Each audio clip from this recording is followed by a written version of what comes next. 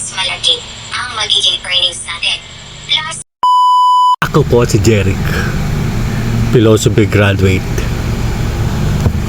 Pero ang trabaho ay movie rider. Well, that's life.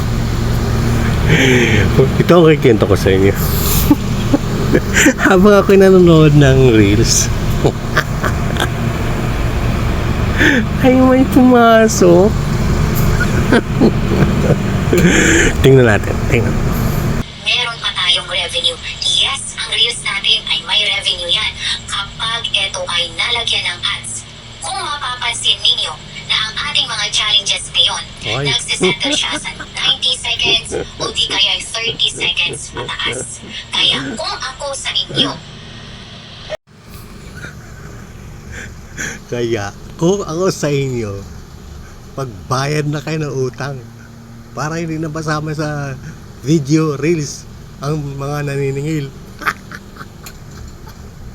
Thank you for watching.